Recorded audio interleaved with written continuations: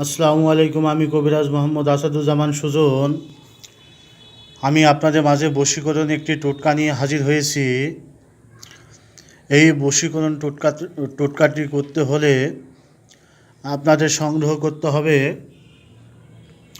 শনিবার মঙ্গলবার শ্মশানের মাটি, শনিবার মঙ্গলবার কবরস্থানের মাটি, আর আপনি যে এই বশীকরণটা করবেন আপনার বাড়ির একটু মাটি, এই তিনটা মাটি সংগ্রহ করতে হবে। আর সংগ্রহ করতে হবে একটি কালো হুতুম পেঁচা। এই হুতুম পেঁচার মেরে ফেলে তার জিবি সংগ্রহ করতে হবে।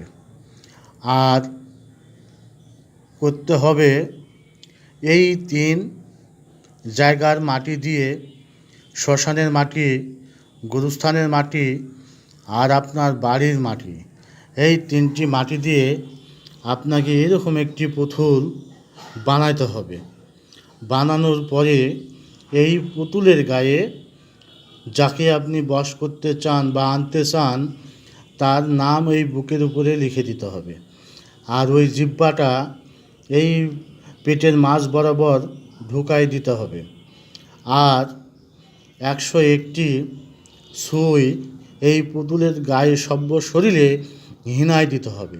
হিনার সময় বলতে হবে, অমুক তুমি যেখানে থাকো তুমি আমার কাছে ফিরে এসো বা চলে এসো।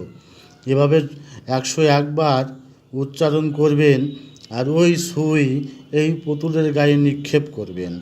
করার পরে এই পুতুলটি আপনার যে রুম, ওই রুমের দরজার সামনে ঝোলায় রাখতে হবে। 72 ঘন্টার সময় দিলাম।